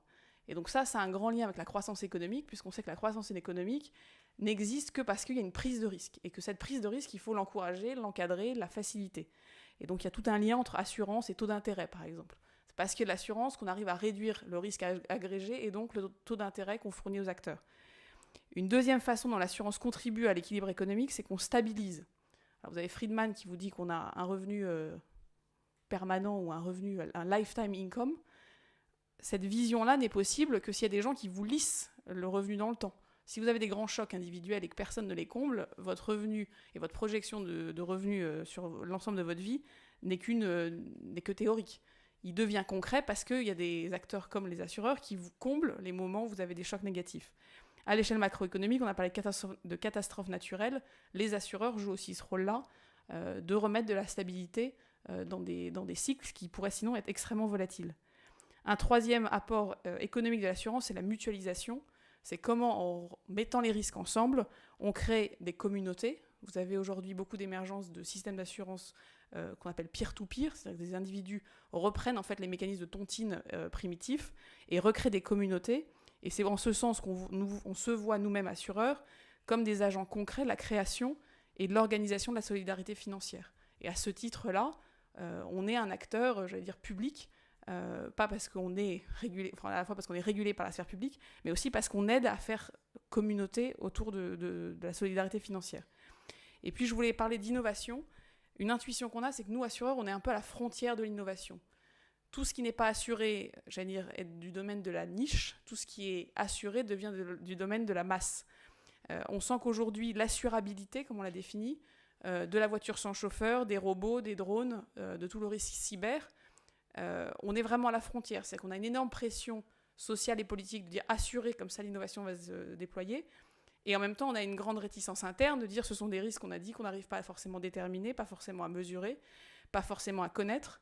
Le futur est incertain, et donc quelle sera l'ampleur du risque, à la fois technique, quels seront les usages réels, et quels sont donc les risques que nous, on couvre effectivement face à des technologies qu'on ne connaît que peu. Et donc un exemple, c'est que dans ce qu'on appelle l'économie du partage, on voit qu'à chaque fois qu'un assureur fait un partenariat avec un nouvel acteur de l'économie du partage, Blablacar par exemple, c'est très intéressant de voir que la sociologie des personnes qui vont utiliser ce service évolue. Parce que l'assurance apporte une sorte de garantie ou une sorte de marque de confiance qui fait que les personnes qui s'impliquent dans ces services évoluent. Et donc je finirai sur, de manière peut-être un peu plus précise, sur les choix éthiques aujourd'hui qui se posent à un assureur comme ce que nous sommes, en lien avec ce qu'on s'est dit sur l'incertitude qui reste dans le futur. Donc j'étais extrêmement impressionnée de savoir qu'Antoine Rouvroy allait travailler avec vous, parce que sur l'éthique des algorithmes, on est en train de développer tout un questionnement interne qui est le suivant. Notre métier était de donner un prix, et donner un prix à la vie, un prix au risque, et on se basait sur des connaissances statistiques, historiques et agrégées pour le faire. En faisant ça, on avait un prix qui était perçu comme collectif, et qui donc était perçu sur la base d'un partage et de la mutualisation des risques. C'était la vision assez mutualiste en fait, de nos métiers d'assureur. Aujourd'hui, notre connaissance des risques, elle devient personnelle, elle devient en temps réel et elle devient comportementale. Ça veut dire que notre métier n'est plus forcément de donner un prix, il peut devenir celui de discriminer et d'exclure, de dire je ne regarde plus la société en tant que société, je regarde les individus en tant que personnes. Et ça veut dire qu'on passe d'une vision collective à une vision individuelle. Se pose du coup la question de savoir quels sont les critères explicites ou implicites de discrimination. Sur quelle base je décide que cette personne, je ne veux pas l'inclure dans mon collectif de risque. Ça veut dire du coup qu'il faut comprendre vraiment quels sont les critères qui sont derrière ma décision de discrimination. Ça veut dire qu'il faut que j'arrive à interpréter ce que me dit dans ce cas-là un algorithme. Et ça me dit qu'il faut en plus que j'arrive à comprendre ce qu'une machine, comme un algorithme qui serait auto-apprenant, fait aujourd'hui, demain et dans le futur. Et donc on voit qu'il y a des discussions, par exemple en ce moment au Parlement européen, qui réfléchissent au lien à faire entre l'usage croissant des algorithmes et les droits fondamentaux. Si je suis très concrète, la Maison-Blanche se pose la question de dire plus il y a d'algorithmes auto-apprenants dans l'économie, plus des personnes qui seraient déjà initialement défavorisées, parce qu'avec une couleur de peau, une origine ethnographique, un niveau socio-économique ou éducatif faible, déjà elles sont pénalisées dans le système, mais en plus l'algorithme renforce ça. Et donc vous avez des boucles de vulnérabilité qui se créent, et cette logique de discrimination qui peut aller très très loin. C'est pour ça que le Parlement européen fait clairement le lien entre éthique des algorithmes et droits fondamentaux en Europe. L'autre chose qui est aussi intéressante pour nous, c'est de voir que, bon, clairement, on n'a pas de réponse à tout ce que je vous dis. C'est des questions qu'on se pose, puisque notre métier n'est que d'utiliser des algorithmes. C'est ce qu'on a toujours fait depuis des années. Sauf que c'était des algorithmes qui étaient en fait assez statistiques, sur lesquels on connaissait les biais. Aujourd'hui, la technologie fait que nous ne connaissons plus les biais.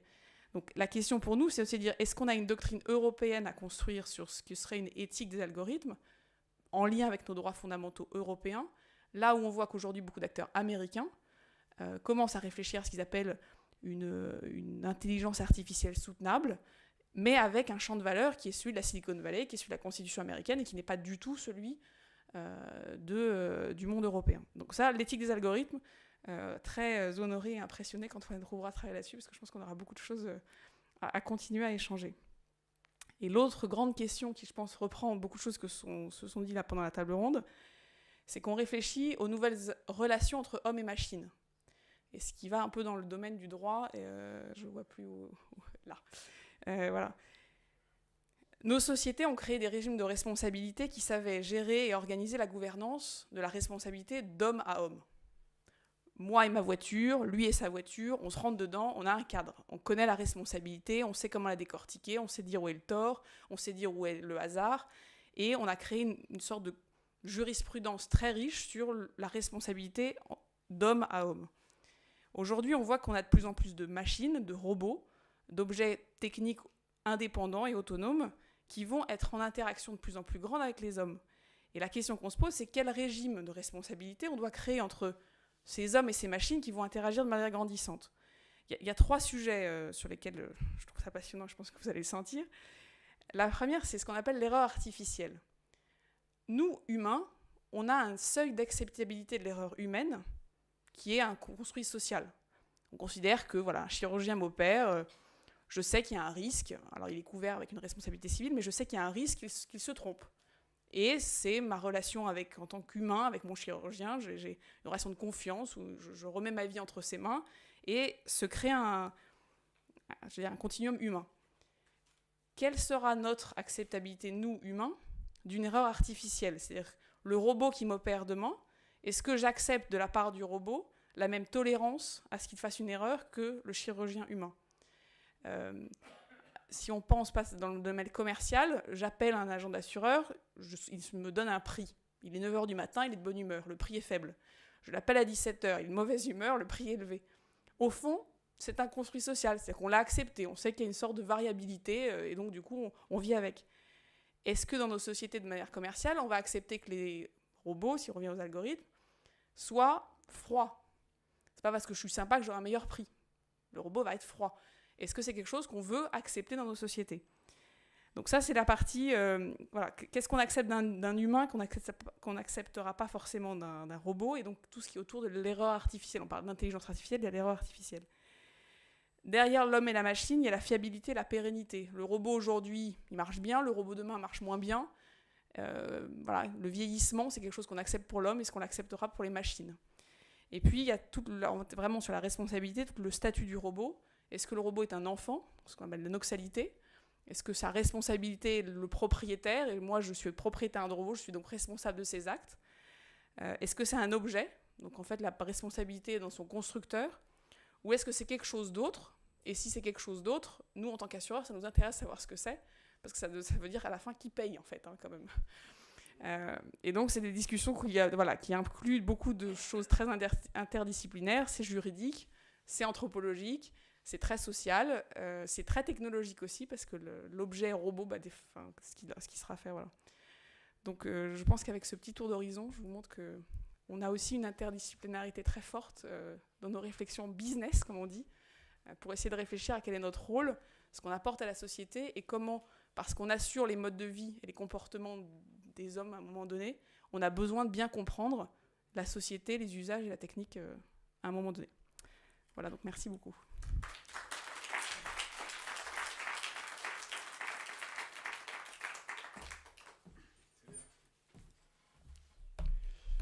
Merci. Je voudrais juste vous proposer quelques mots. Je ne sais pas s'ils seront de fermeture, comme Peter m'a proposé de le faire, c'est plutôt de réouverture de ce qui a été dit, au nom de l'école normale, de nouveau, après Marc Mézard. Mais d'abord, je voudrais vous dire un peu ce qui m'a frappé dans cette table ronde, essayer de la reprendre.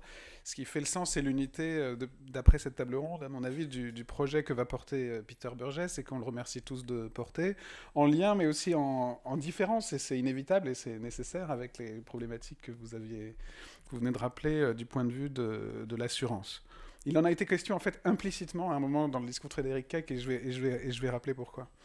Donc, ce qui m'a frappé, évidemment, comme vous tous, je pense, c'est le sentiment de vertige, à écouter les différents exposés, les différentes interventions des intervenants de la table ronde, et déjà de l'exposé de Peter. C'est le sentiment de vertige devant la manière dont, comme Jean-Pierre l'a rappelé, chaque risque est désormais absolument global, et touche absolument à toutes les dimensions de tout.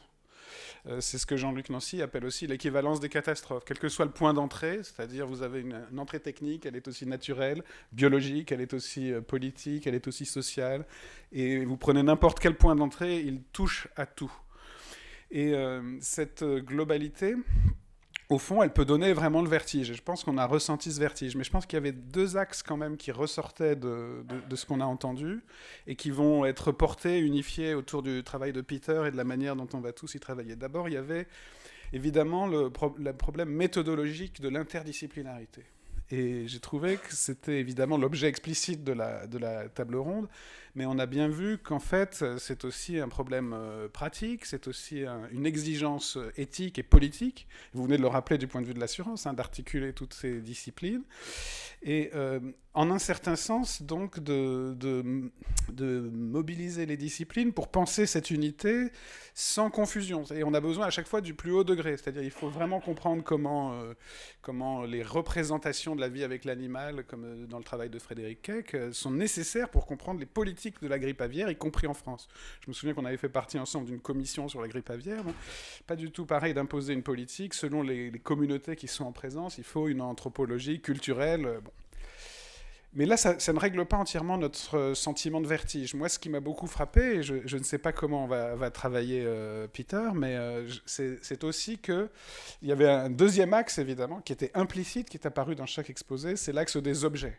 Je pense, on en a beaucoup parlé dans le groupe de travail qu'on avait monté avec Jean-Pierre et quelques autres, qui s'intitulait 2040, parce que Jean-Pierre pensait que c'était la fin du monde, mais que si on en parlait, on pouvait l'éviter, justement. C'est l'idée que tout est global, tout est dans tout est peut-être catastrophique et pas seulement un risque, je vais y revenir, mais en même temps, on peut analyser et on doit analyser chaque risque séparément. Et là, il y a un travail analytique extrêmement important, c'est-à-dire de ne quand même pas céder à la panique. Le terme panique le dit bien, panique c'est le tout, c'est-à-dire c'est quand tout est mis en jeu et qu'on est dans l'urgence absolument vitale, ce qui peut arriver. Quand la catastrophe arrive, c'est un peu différent évidemment, mais le propre de l'analyse, là, ça va être quand même de ne pas traiter le nucléaire exactement comme le terrorisme, exactement comme le risque alimentaire, exactement comme les perturbateurs endocriniens, exactement comme la catastrophe technique, etc. Donc il faut réintroduire de l'analytique. Et il va falloir quand même traiter des risques séparément, mais tout en les pensant comme globaux, et en les pensant comme impliquant tout à chaque fois. Et là, il y a une dimension qui me paraît très importante, dont il n'a pas été question, et Peter évidemment l'apporte, c'est la dimension géopolitique. Je pense que si on entend géopolitique au sens très large, ça veut dire qu'au fond, on part alors effectivement, moi non plus, je dirais peut-être pas de l'anthropocène, mais on part quand même des dimensions vitales, des dimensions qui affectent le vivant sur la Terre, dans l'espace concret, et en même temps des représentations politiques et des actes politiques pour les traiter. Donc il y a aussi deux axes dans la géopolitique des risques, mais avec l'analytique des contenus et l'articulation des méthodes. Et ça m'amène au point sur, disons, l'approche d'ensemble et le lien et la différence avec l'assurance, finalement. Parce que Frédéric Keck a fait allusion à un moment en distinguant risque et catastrophe. Le risque, c'est ce qui est compensable, et la catastrophe, c'est ce qui est d'un autre ordre, en un certain sens, parce que précisément, on peut appeler catastrophe ce qui n'est pas directement compensable. Il faisait référence, en fait, au renversement d'analyse qu'avait proposé François Ewald, que vous connaissez bien, dans l'État-providence. D'ailleurs, est-ce qu'on est encore dans le modèle de l'État-providence, ou même de l'assurance-providence ? François Ewald disait, en fait, on ne peut pas définir l'assurance par des risques qui seraient objectifs. Ce serait naturel, pourtant. On pourrait dire j'appelle assurance ce qui me protège contre des risques. C'est le contraire, on appelle risque ce contre quoi on peut s'assurer. C'est la compensabilité qui définit le risque.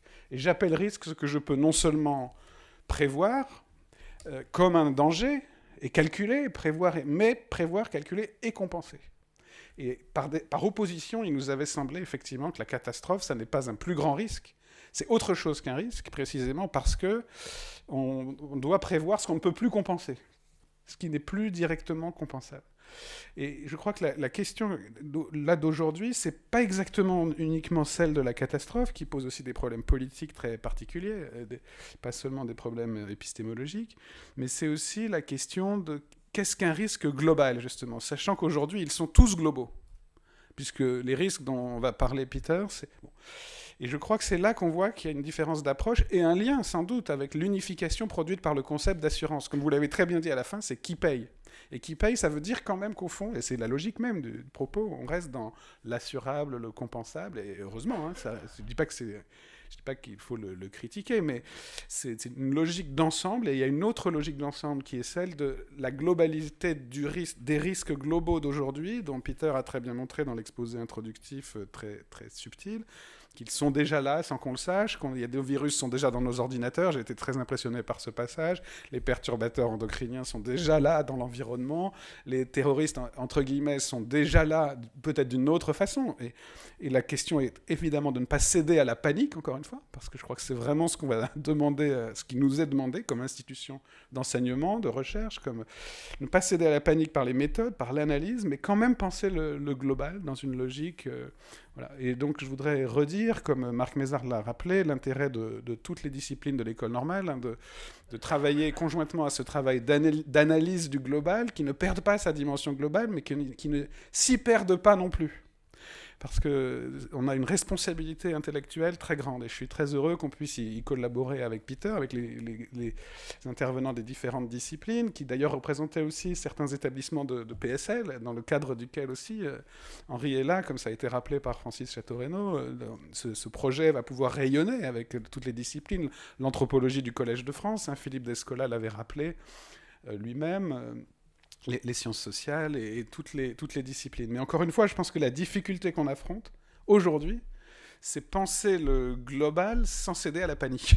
Ça a l'air simple, mais la simple proximité des mots nous montre que ça n'est pas si évident et que c'est le défi de cette interdisciplinarité qui est une réponse humaine, intellectuelle, sociale, institutionnelle, politique, mais j'allais dire c'est la seule qu'on a, mais jouons-la ensemble à fond.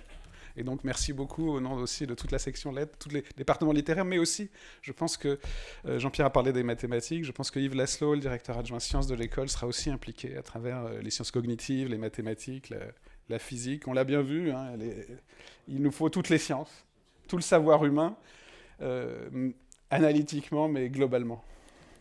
Merci beaucoup.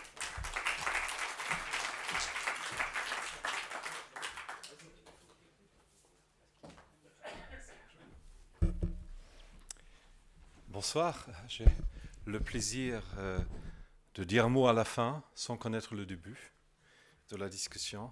Donc c'est comme donner un prix sans connaître l'historique, mais je suis assureur, donc je vais y aller. Et vous dire un mot. Amélie de Montchalin vous a déjà expliqué un peu la vision de l'assurance. La vision de l'assurance à l'intersection de trois cercles. À la fois l'économie, parce que le rôle de financer l'économie, le rôle d'assurer le risque qui permette la prise de risque, c'est un volet très important. Le deuxième, c'est la finance, parce que les assurances, c'est un acteur dans la finance, certainement à long terme, dans les infrastructures, dans les obligations à long terme, qui est très, très impliqué dans l'économie. Et finalement, la société, et ça, rejoint un peu le thème de cette chaire, la société, parce que finalement, on est en charge de plein de choses. On regarde la santé, la retraite, les risques, les accidents, la mobilité et tout ça. Et c'est ça, le métier est très riche, et c'est ça qu'il faut vraiment s'inspirer énormément sur les risques qui nous entourent. Et je souhaite mettre en face un point que vous avez peut-être pas encore abordé et vous donner un peu, pendant quelques minutes, la perspective d'une entreprise globalisée, mondialisée. Et on se rend compte qu'une diversité énorme existe à travers le monde vis-à-vis de la notion de l'assurance. la notion de l'assurance, le risque et le temps n'est pas du tout la même. Et on voit que dans différentes cultures, la préférence dans le temps est très très différente. Parfois, c'est une fonction de même la religion, aussi le système politique. Et donc, on voit la préférence pour le présent ou la capacité d'épargner, d'être patient est très très différente. On voit aussi que la notion de l'assurance et du risque est très différente. Parmi les gens, on sait que les Américains ont beaucoup s'assuré contre tout. En Europe, en Suisse aussi, ça passe très très bien. On voit ça, un énorme appétit pour se protéger contre le risque. Quand vous êtes en Asie, c'est très différent. En Chine, payer pour quelque chose dont on n'est même pas sûr qu'on va l'utiliser, ça c'est vraiment une idée plutôt courageuse. Donc si on fait vraiment l'assurance dans le monde entier, il faut vraiment comprendre les enjeux. Il y a un enjeu qui est encore plus important, qui rejoint vraiment la chaire, qui va expliquer pourquoi nous sommes tellement ravis de la soutenir, c'est la régulation. Parce que finalement, l'assurance, c'est un métier fortement réglementé. Et donc, l'assurance publique et privée, c'est un peu comme le yin et le yang. Si le yin bouge, le yang bouge aussi. Et ça veut dire le rôle de l'État, le rôle de la régulation détermine énormément l'espace qu'il a l'entreprise actuelle. Et si je regarde maintenant ce qui se passe dans une compagnie d'assurance mondialisée comme AXA, mais c'est pareil pour toutes les autres grandes compagnies, on passe peut-être pas assez de temps à comprendre les enjeux géopolitiques.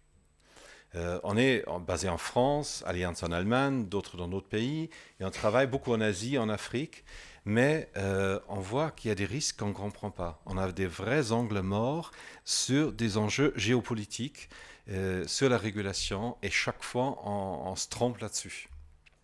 On voit par exemple dans un pays comme la Turquie, même avant les événements qui se passent aujourd'hui, il y a des nouvelles lois qui changent rétroactivement l'assurance. Donc aujourd'hui en Turquie, vous pouvez porter un sinistre qui s'est passé des derniers 15 ans.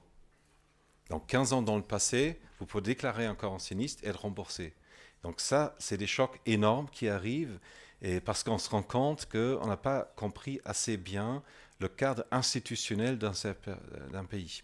Au Mexique aussi, et je parle vraiment de la pratique aussi, vous avez des choses qui arrivent qui sont complètement, pour nous, imprévisibles. Et je suis sûr que si on connaissait mieux les enjeux géopolitiques, on les comprendrait peut-être mieux. Quand on parle de l'Afrique, évidemment, AXA avait un investissement au Nigeria. C'était déjà très difficile. C'est difficile aussi de faire évoluer cette entreprise, d'envoyer des actuaires européens. Et on voit aussi avec la régulation, ce n'est pas du tout le même enjeu qu'en Europe. On n'a pas la même institution en face. Et peut-être on ne comprend pas encore assez bien les enjeux de ces pays-là. Et pourtant, on a tout un intérêt parce qu'on pense que le besoin d'assurance est très élevé exactement dans ces pays. Parce que 80% des accidents de voiture se passent dans les pays émergents, 90% des catastrophes naturelles ne sont pas couvertes dans les pays émergents, 99% ne sont pas couverts en Afrique, des catastrophes naturelles. Donc à la fois, on voit qu'il y a un vrai besoin, un vrai intérêt commercial, mais plus important encore, un vrai intérêt sociétal d'assurer mieux contre les risques et contre les aléas naturels et pas naturels ces pays-là. Mais on est freiné parce que, je pense, tout le secteur d'assurance européen n'a pas suffisamment connaissance des risques géopolitiques et des normes très très diverses de règlements internationaux. Et c'est pour ça, parmi d'autres, qu'on était tous très heureux quand le Scientific Board a approuvé cette chaire sur les risques géopolitiques, parce qu'on pense on peut en apprendre énormément. Et donc, comme vous le savez, le fonds AXA est en train de financer maintenant jusqu'à 500 projets de recherche à différents niveaux. Et tout ça nous aide aussi parce qu'on se sent vraiment implémenté dans la société et on essaie aussi de contribuer à la meilleure connaissance des risques et aussi là où c'est très fluide. Et aujourd'hui, comme disait Amélie, on ne sait pas trop bien ce qu'on assure parce qu'avant c'était très facile, on assure les actifs, les maisons, les voitures. Demain, on va peut-être assurer la finalité, la mobilité, le bien-être chez soi, c'est beaucoup plus flou. Et aussi, nous avons l'enjeu que notre économie est de plus en plus dématérialisée. Donc aujourd'hui, on assure des actifs, demain, il n'y a plus d'actifs. Il y a beaucoup d'entreprises qui n'ont plus d'actifs. Uber, c'est une entreprise qui vaut 550 milliards de dollars, mais quels sont les actifs? Ils n'ont pas de voiture, il n'y a pas de chauffeur, pas d'employés, il y a un serveur, mais où est la valeur? Et d'abord, on se pose la question, où est la valeur? Airbnb, c'est la même chose. Quand vous assurez une chaîne d'hôtels, vous avez l'hôtel et l'entrée, tout est clair. Et quand vous assurez Airbnb, qui vaut 20 milliards, encore une fois, ce n'est pas eux les appartements, ce n'est pas eux les hôtels, ce n'est pas eux, en fait, rien. Et pourtant, cette entreprise vaut 20 milliards. Donc, on se trouve dans des nouvelles situations, et ça me rappelle l'invention le début de la réassurance. Il y a une étude qui trouve le premier contrat de réassurance, c'était en 1378 en Italie. Le premier bateau est parti, c'était assuré, mais le risque était trop grand, il cherchait un réassureur. Donc je trouve aujourd'hui, je me place souvent dans la situation, celui qui a signé le contrat, lui aussi, il connaissait pas le début de l'histoire, il n'y avait pas de données, pas d'historique, il a fait quand même, il a eu succès, ça a marché. Donc, tout ça pour vous dire à quel point nous sommes très passionnés par le sujet qui vous intéresse sur cette chaire. Nous sommes ravis de pouvoir contribuer à la meilleure connaissance et nous serons très très ravis de nous laisser inspirer par tout ce que vous allez trouver au long de votre recherche. Merci beaucoup.